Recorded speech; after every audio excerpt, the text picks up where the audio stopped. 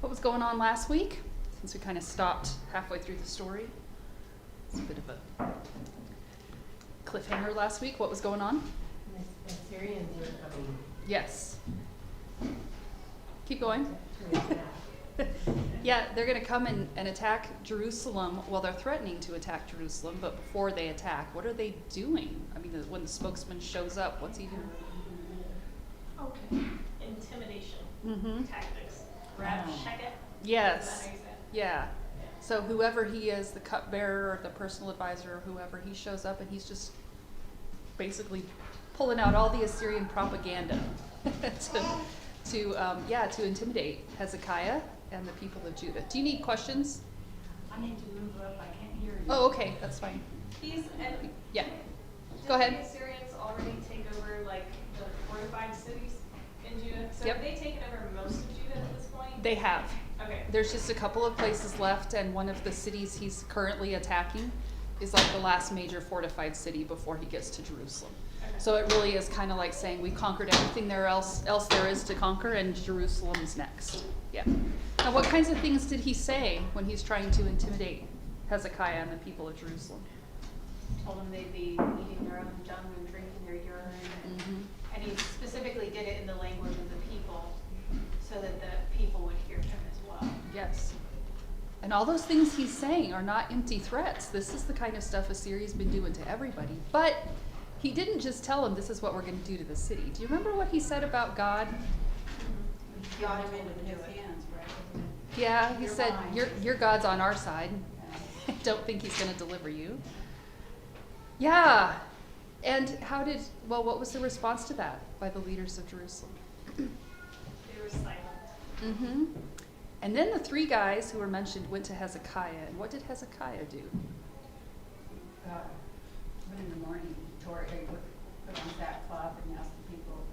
Didn't he ask the people? Or did he not even ask the people? Mm-mm. He sent some officials to Isaiah. Oh, that's what. Okay. Yeah. Yeah. And you remember how it is that Hezekiah is in this mess to start with.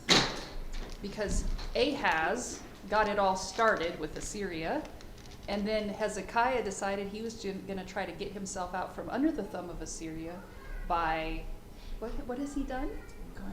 To follow Egypt. Going to Egypt. So he tried trusting Egypt. That didn't work because Assyria defeated him. What else did he do? Tried to bribe him, didn't he? Yes, using what? Oh, all the gold from the temple. From the temple. Oh. He looted the temple to try to pay off the king of Assyria. So Hezekiah's in a bit of a difficult spot at the moment. He needs help from the God of Israel, but he's been doing stuff he shouldn't have been doing. So he sends word to Isaiah, and what was the response of the Lord from Isaiah? Don't be afraid. Mm-hmm. And he'll hear a rumor and return to his own land, and he'll die there. Yes. So the last thing we heard last week was a pronouncement of judgment on the king of Assyria. Okay, now let's pick up there in chapter 37, verse 8. When the field commander heard that the king of Assyria had left Lachish, he withdrew and found the king fighting against Libnah. Now Sennacherib received a report that Tirhakah, the Cushite king of Egypt, was marching out to fight against him. When he heard it, he sent messengers to Hezekiah with this word.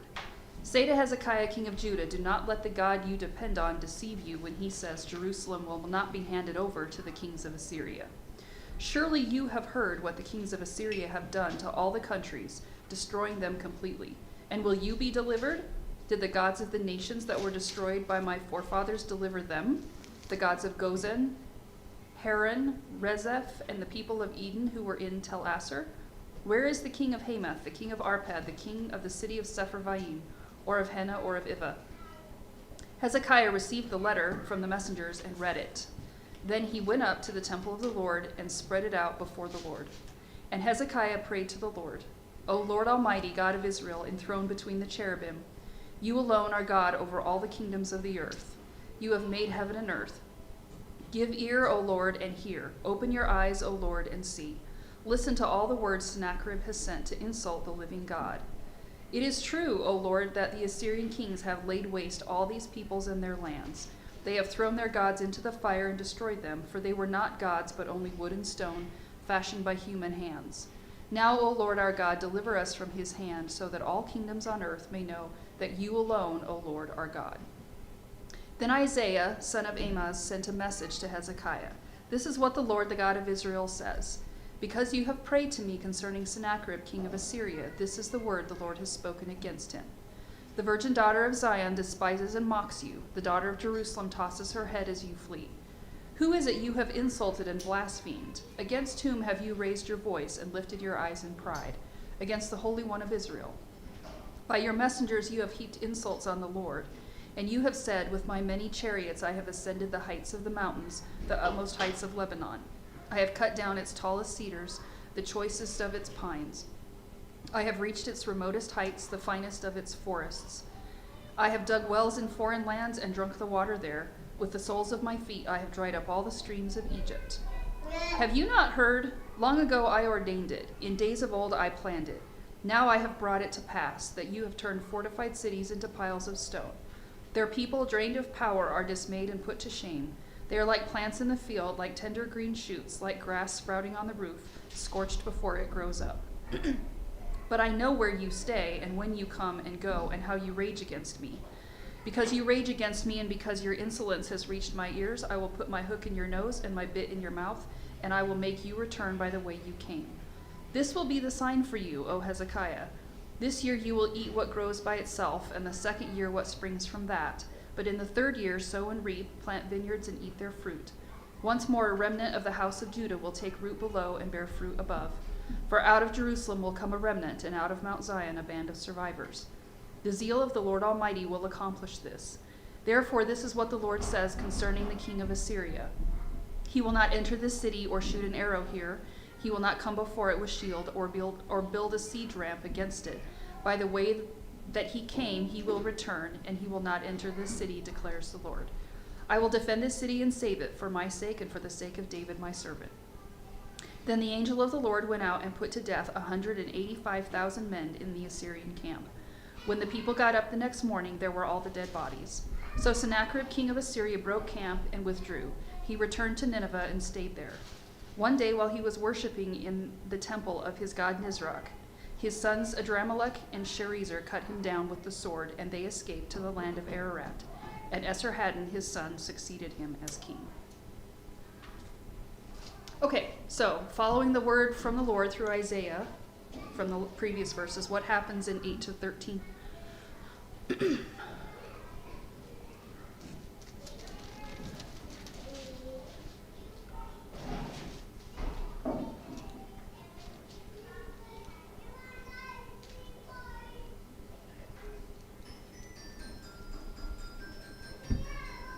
Well, I call him SC. Okay, that's fine. So, he received a report that the king of Egypt was going to fight against him. So SC sent messengers, Hezekiah, the king of Judah, with this word: do not let the God you depend on deceive you when he says Jerusalem will not be handed over to the king of Assyria. Then he listed all the countries Assyria defeated before and some of the gods that failed them. That's right. So this Assyrian spokesman, he's standing there trying to intimidate Hezekiah, but then he hears the king of Assyria has moved somewhere else, so he goes to find him. There's no surrender from Hezekiah left, so he leaves Jerusalem, heads off to meet up with the king. And I wonder if there were people in Jerusalem watching that and thinking, whew, okay, fine then, good, he's gone. But he's not. It's just like a temporary reprieve, it looks like, because when the spokesman goes back and tells the king what has happened, the king just digs his heels in. And he sends a message back, and now, he's got other fish to fry at the moment. He can't attack Jerusalem because he's got to deal with Egypt and Cush before he can come to Jerusalem. So he's a little distracted, but he sends this letter to Hezekiah personally. Okay, so now it's not just the spokesman showing up and making this proclamation to the city and the people. It's a direct letter to Hezekiah, pressuring him to surrender before a military siege becomes necessary. And his whole thing, what he says in this message is, don't let the God you depend on deceive you. So before, the tactic was to discredit Hezekiah and the Lord to the people. But now the tactic is to discredit the Lord to Hezekiah. If he can convince Hezekiah not to trust the Lord, the only other option is to surrender to the king of Assyria. So again, when Sennacherib writes this letter, he lays out Assyria's record of just basically conquering anybody and everybody. So all of the cities mentioned in verse 12 were up in the north. They were in Mesopotamia between the two big rivers, the Tigris and the Euphrates, and Assyria took over all of them. And then in verse 13, he moves closer to home because all of those cities were cities in Syria that had been conquered more recently than that, not far away from the northern kingdom of Israel. So those cities in verse 13 are all places that have been conquered since Hezekiah became the king. So he's not just talking about stuff that was ancient history. He's talking about stuff that Hezekiah can remember. He knows what Assyria did to all of these places. So Assyria's got this well-known history of completely destroying countries, and he says, so does Hezekiah now think Jerusalem can be delivered? Because the gods of all those nations and cities didn't deliver them. The kings who thought they could stand up against Assyria, they're all gone now.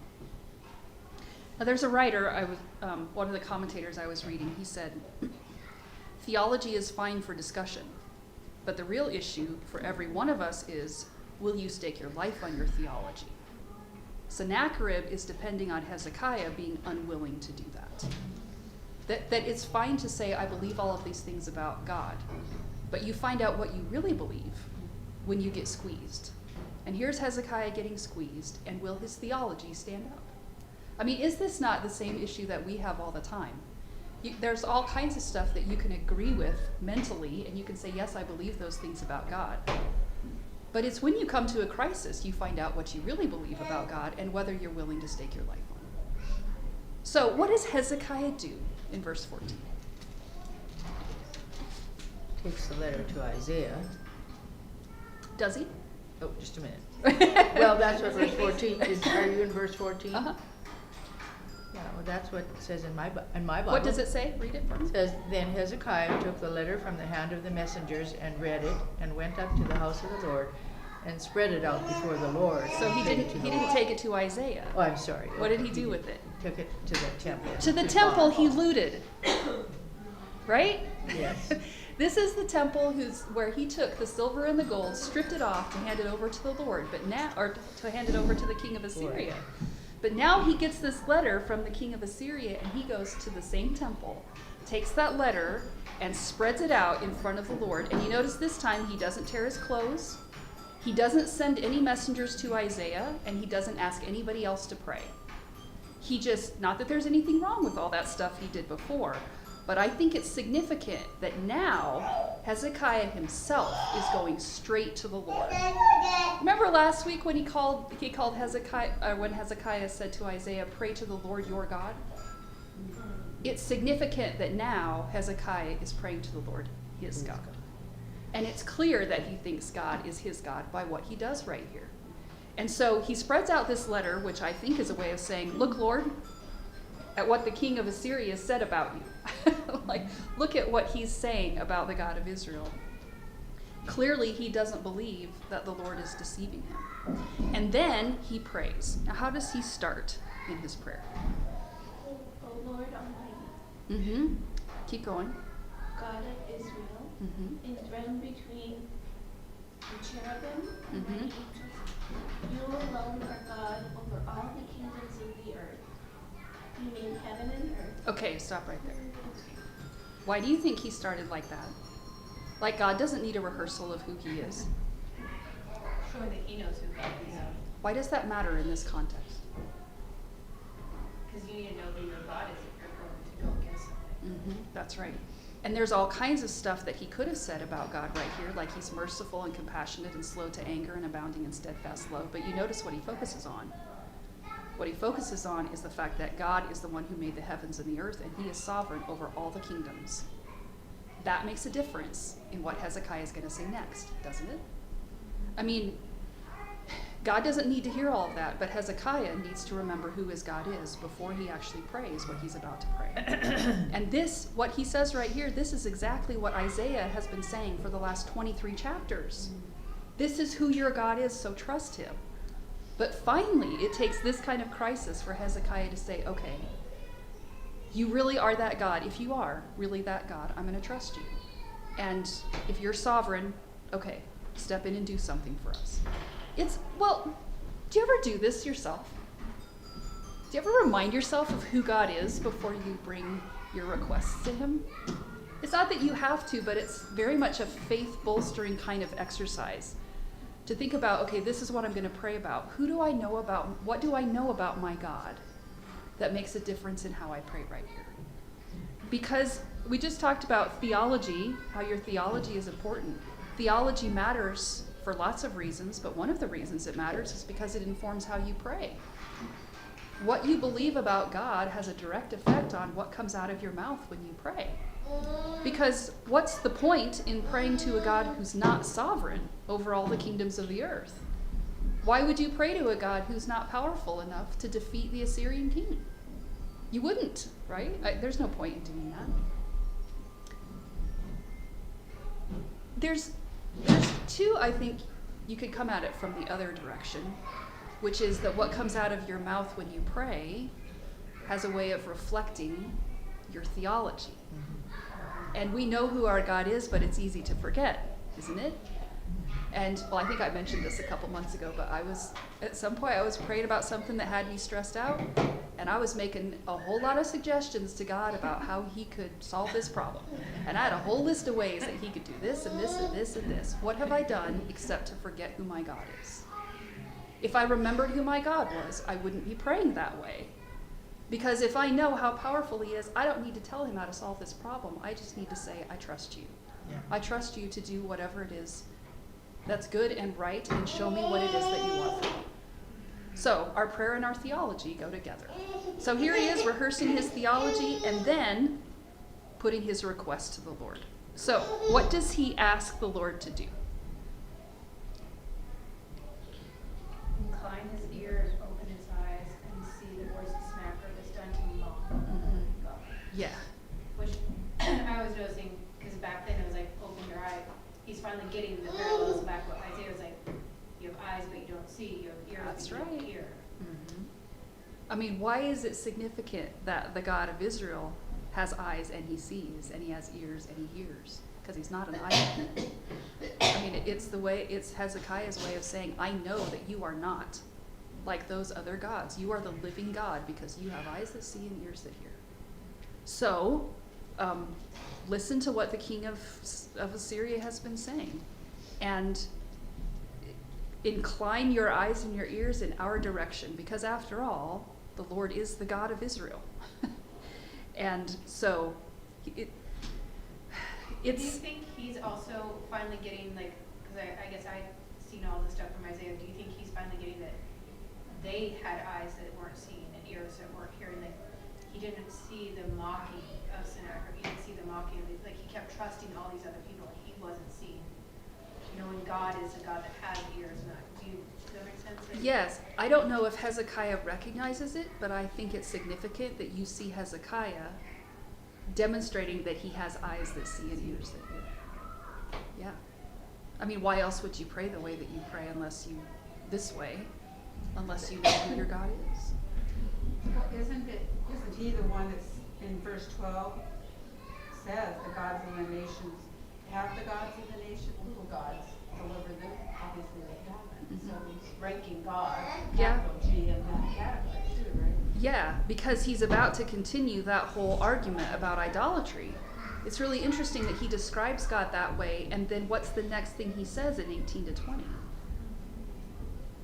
The reason they couldn't deliver us because they were idols. That's right. Yeah, Wood and stone. that's right. So Hezekiah says, yeah, Sennacherib's right. The Assyrians have laid waste to all those peoples and their lands, and they've conquered those gods, but that's the rub. They're not real gods. And so they couldn't deliver the people. But God is not in that category, and Hezekiah knows it. So he prays that the Lord would deliver Jerusalem from the hand of Sennacherib, and he calls him the Lord our God. It's so important. And what's the reason he gives for the deliverance in verse 20? So that everyone would know that he alone is God. What's your impression impression of that, of him praying that way?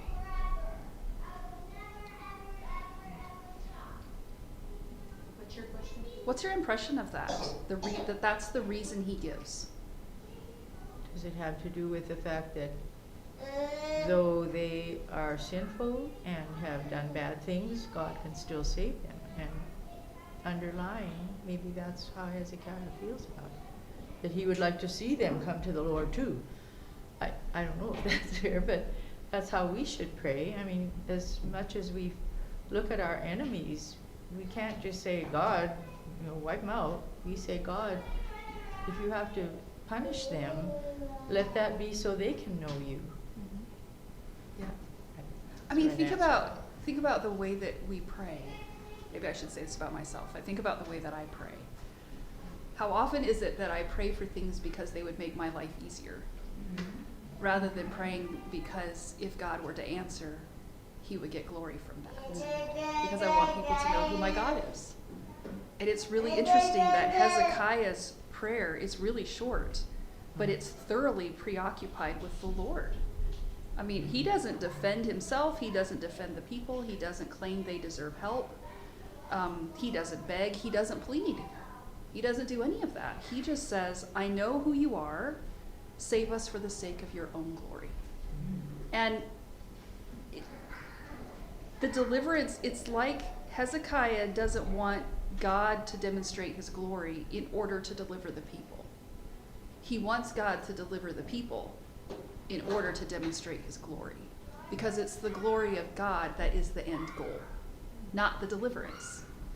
That's a really godly perspective on this crisis, is to say, if you deliver us, not that will be great because we'll be saved, but that will be great because you will get the glory from what you do. Yeah, it is, I think, relevant to the way that we think and the way that we pray. There was a woman in one of the Bible studies yesterday who said her son, who's not a believer, had some big problems with his well. And she had been praying about it, and she asked the church to pray about it, and it was a big deal, and everybody had been praying about it, and then suddenly it got fixed, and it was a super easy fix.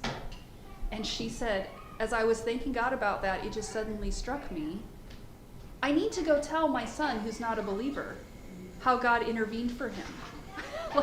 like the fact that I've been praying about this, and the church has been praying about it. We've all been praying about it. Like, it's not good luck that it all worked out. Like, we've been praying, and I need to say that. And I thought that's a really interesting perspective to say, I want God to get glory from the answer to prayer, and I want my son to know, even if he thinks I'm crazy, she said, I still need to make it clear, it's God who intervened on your behalf.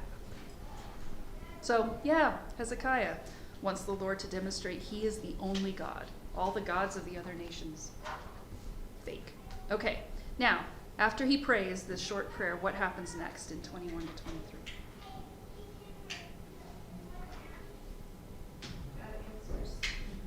Mm-hmm. And there's no indication that anyone actually told Isaiah about the letter. But the Lord just tells Isaiah to send a message to Hezekiah with the answer. And what's his answer?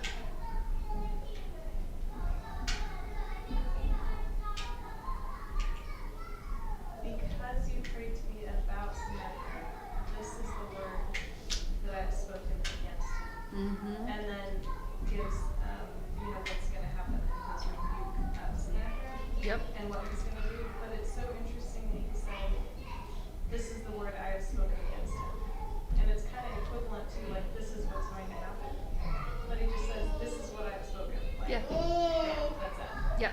And that's sufficient enough. Yeah. That's all it takes. Yeah. God just has to say it, then it's done. Yeah.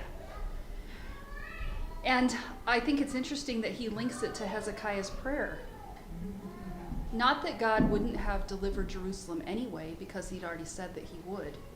But he makes it really clear right here that Hezekiah's coming to him made a difference. And so he's answering that prayer from Hezekiah and speaks his word against Assyria. And he says, basically the Assyrians might have the most powerful military there is, but Jerusalem will defy them, and with attitude, like a teenage girl just tossing her head. I mean, can't you picture it? Like, when I read this, I thought, it's like all of Sennacherib's threats are like so much nonsense, because it's the Lord who's being ridiculed and blasphemed by Assyria. It's the Holy One of Israel who the king is speaking against in his pride. It made me think of, like, if you had a teenage girl, who's facing off against a bully, and this bully is threatening her. And she's standing there looking at this bully, but standing behind the bully is her dad. And the bully is saying all these things to her. Does she run away screaming? No, she's just like, whatever. Isn't she? Yeah. Because her dad is standing right there and she knows it. That's the kind of picture that you get right here, is of the people of Jerusalem facing off against a bully, but knowing their God is on the other side of that and saying, bring it on. Because they know, if they trust him, they know that their God is big enough to take care of whatever it is that Sennacherib has to say. So it's not like, oh, we're all scared, but maybe our God will come through. I mean, the Lord is just like, there's no reason for the people of Jerusalem to even cower about this, because God's going to take care of it. Now, when I read this, I thought it's interesting that fear of God will deliver you from the fear of man. I mean, I get the same impression when you read about Shadrach, Meshach, and Abednego. That King Nebuchadnezzar can say, we're going to toss you in the fire, and the three of them say, well, bring it. But our God can take care of us. Where do you get that kind of courage? You have to know your God. You have to know who he is, and that he's bigger than whatever the threat is that's coming against you. Now, what does he say about the attitude of the Assyrian king in 24 and 25?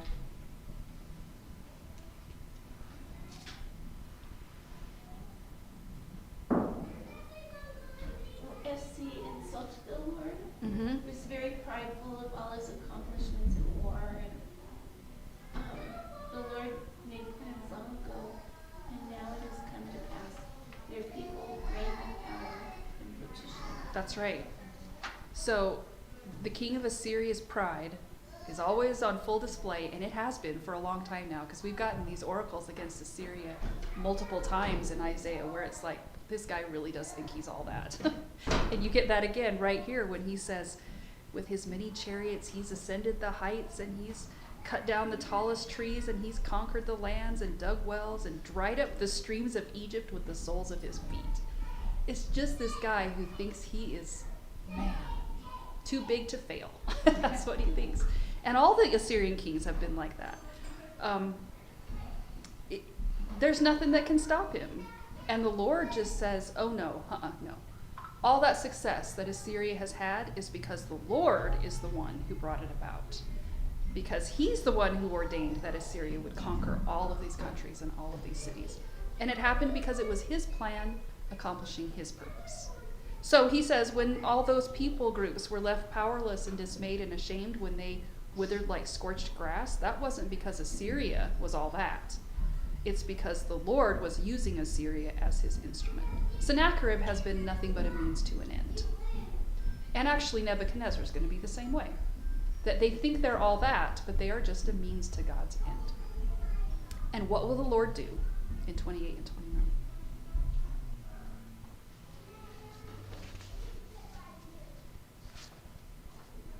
He'll put his hook in their nose and bit in his mouth and turn him where he wants him to go. Mm-hmm. Yeah. All that raging by the king against the Lord hasn't gone unnoticed. What he says right there, it made me think of the Lord saying, I know where you live. Like that's what he says to the king of Assyria. Is he's like, I know where you are, and I know where you come and where you go and what you're doing and what you've been saying. And because in his pride he's just angry and insolent toward the Lord's going to bring judgment back on him. Do you know the significance of the hook and the bit? It's a farm animal, isn't it? It is a farm animal, and the Assyrians did that when they hauled away captives. They treated them like animals. So when they hauled people away into exile, they put hooks in their noses in order to lead them out. And it's a really vivid picture of the Lord now leading the king of Assyria like he would lead an animal, the same way that they were leading their own captives. So the king of Assyria, that's not literally going to happen, but the point is that the king of Assyria is going to return home, not because his campaign is successfully finished, but because the Lord forces him to go. The Lord will do to the king what the king has done to the nations. He's going to force Sennacherib to go where he wants, and Sennacherib won't be able to do anything about it. And then what's the sign that the Lord's going to give to Hezekiah in 30 to 32?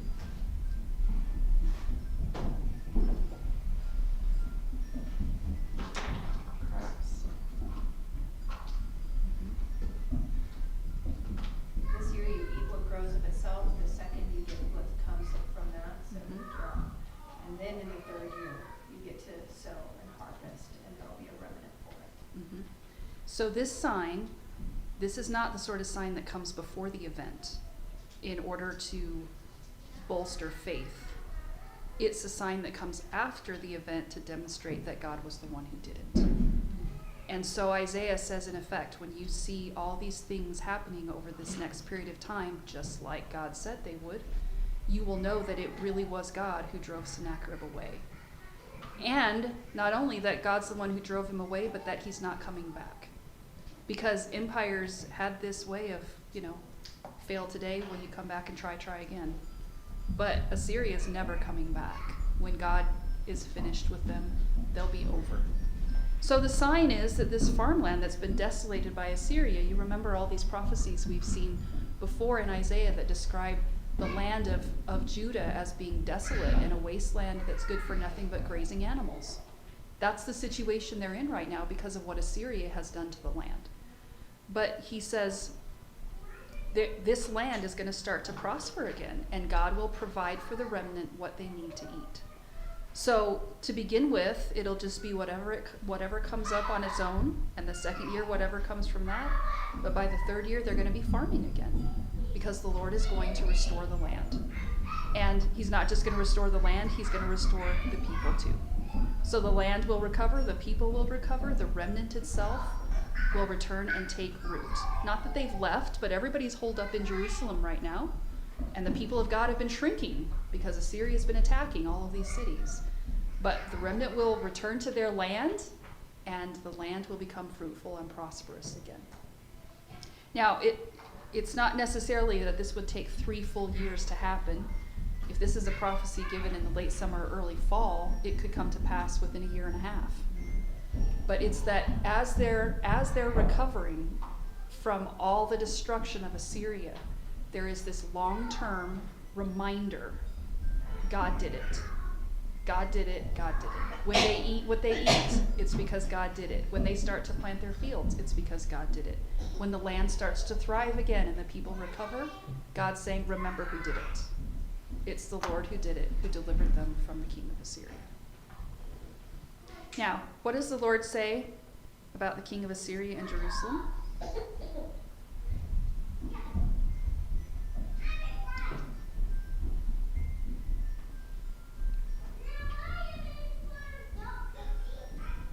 He won't enter Jerusalem, and He will or he won't? won't. He won't, yeah. And he will return to his home by the way he came. Mm-hmm. Yep. So not only will Sennacherib not take over the city, he won't even give it a good go. He's not going to enter the city. He says he's not even going to shoot an arrow. He's not even going to come up with a shield or build a siege ramp against it. He'll be gone before the battle even starts. And without ever entering Jerusalem, he's going to go back the way he came. Why? Because the Lord himself is going to defend and save the city. Not because the people have been faithful to him, but because he has made a covenant with David. So for the sake of the Lord's name, for the sake of the covenant with David, he is going to preserve this city. And there will come a day when the Lord will give the city over to their enemies. We'll talk about that in the second half of Isaiah, but this is not that day.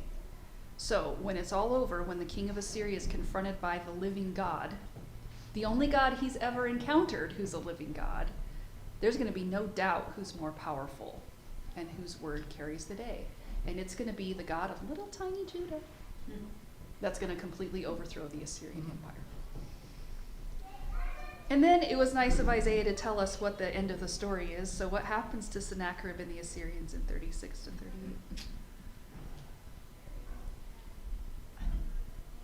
The angel of the Lord went out and struck down 185,000 of the Assyrians. Wow. We don't know how big the original army was, but that is a massive number of casualties in one night. So a lot of graves dig. That's right.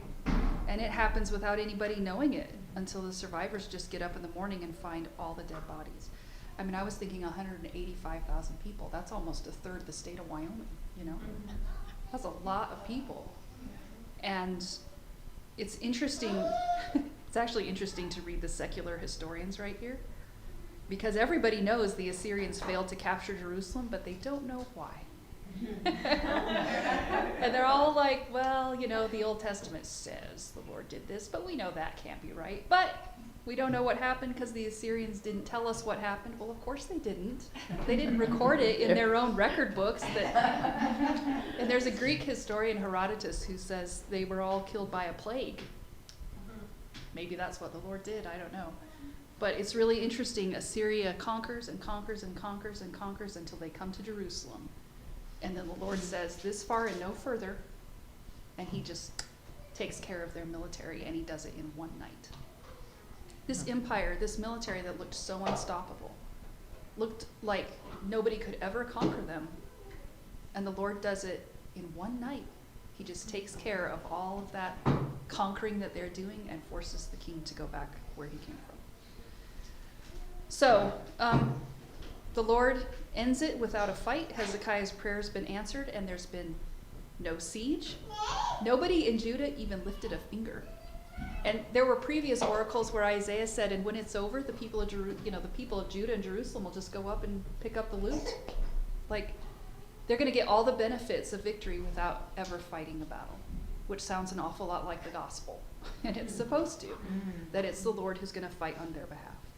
And it's an immediate and dramatic fulfillment of the Lord's word. But it doesn't just end with the military getting leveled. What else happens? SC is killed by his sons. Mm-hmm. Where? His In the temple of his God. Why do you think that the author throws that little detail in right there? Because even after all of that, he still refused Uh-huh. to see God. Is this, like, chronologically, where is this compared to, like, where Jonah went? to So find God? Is this before or after? this is after. This is after. Yes. Yeah, this is after. And it's actually about another 20 years later than the military getting leveled. It's about another 20 years after that the king of Assyria actually gets assassinated by his sons. But you know, if he's still worshiping the god Nisroch, he hasn't humbled himself, right? And it's also interesting to me that who is it who's more powerful? Even when the king of Assyria is standing in the temple of his god, that god cannot protect him. His God cannot take care of him even while he's worshiping in his own country, in his own city, in his own temple. The God of Judah can reach that far and just be done with the king of Assyria. And he does. That he gets assassinated in the temple of a false god. Of course God would do it that way, to make it very clear who it is who's sovereign. He's the one who's sovereign, and when he says Sennacherib's going to be executed like this, that's exactly what happens. His word rules the day. And by his sons. Yes. It wasn't even an army that came and attacked him. It was his own sons who did. Yeah. Now, when I read this, I thought it's really fascinating. After so many chapters have been dedicated to the threat of Assyria, the Lord finishes them off in 3 verses. I mean, we have had so many chapters talking about how big they are, how powerful they are, how threatening they are, all the stuff they're going to do to Judah, trying to tell people, trust the Lord instead of trusting anybody else, like Assyria's coming, you can't escape it, the Lord will preserve you, like over and over and over. Isaiah has spilled so much ink on Assyria, and they're gone in 3 verses. The way Isaiah describes it, I think, is intentionally abrupt and decisive because he's emphasizing how the Lord can make short work of the most powerful empire there is. And the thing is, right here, we're done hearing about Assyria. They're not going to show up again for the rest of the book. Like, they have the kind of power that can scare everybody. And the Lord can snap his fingers, and we're done. So why would the people of God not trust him? I mean, that's the thing Isaiah has been saying over and over and over. If this is who your God is, then trust him, because on the day when he says this far and no further, they'll be done. And he's not just going to do it with Assyria. 100 years later, he's going to do it again with Babylon, where he can say, okay, I can use them for my purposes, but when they have fulfilled my purposes, done. To the end, the Lord reigns. You just see his power, the power of the God of Judah over the Assyrian military. All right, how's it relevant to us?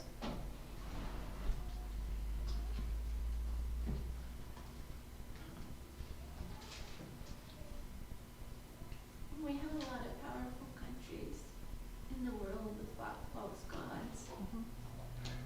Well, you know, and they threaten our way of life here by undermining democracies throughout the world. But We're a powerful country with a lot of false gods. yeah, I think we all have our own idols and things that we fear, that we want to kowtow to, that will seem bigger than God to us, or that we don't put in perspective of what's in control, and we will let the scary thing in front of us at the moment cause us to doubt or place trust in the wrong places at times, or whether we choose to put choose our trust in our money, our finances to protect us, our friends, our family, whatever it may be. We don't turn to God when it's like he's in control, he's in the ultimate power of it. And we are kind of at the point of, we have had a powerful country, so we could kind of dismiss our need for God, and have, not kind of, we have. But that doesn't end so well for people. No, it doesn't.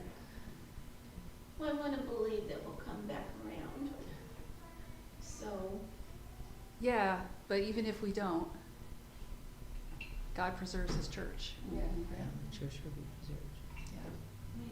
The gates of hell will not prevail against it. That's right. I have faith God will prevail, Yeah. and that he's sovereign over Russia, China, United States. I just think of this as a Christian nation. I guess I'm in La La Land again, but I choose to believe it's a Christian nation. Yeah, and I get that, Yeah. but there are a lot of politicians inside our nation right now Yeah. who are, Politics is dirty. yeah, and it's really easy to watch that stuff and to start to get scared or to feel anxious Yeah. or to feel like if that person gets in power or that person doesn't get into power, what's going to happen to us? Well, I don't know. Bad things might happen. It might actually be that really bad things happen, but is the Lord still not in control of that? Yeah. Of course he is. And it's hard, like that stuff is so hard, but what I do love seeing in that is I've seen a bit of a revival with people who really realize, okay, I don't control this, I don't control this dirty politician, I don't control this other country, I don't, and it's kind of like that, when you get pushed, like, just like Hezekiah, when you get the squeeze, it's gonna come out. And so in a way, God's being nice, giving us the squeeze. Like, we are getting the squeeze right now, whether it be what's in our school systems, what's with our politicians, what's anywhere. We are getting pushed to see where we really stand, and like we're gonna have to take stands. What we trust and what we fear. Yeah. Because it's really easy to say, of course I fear the Lord, until something scary comes, and then you find out what you really fear. Yeah. You know, it's hard, even the school stuff, like realizing just with like what Taylor, the survey that she put out and exposing, it's like, I'm gonna burn bridges, I'm making people mad now, but I'm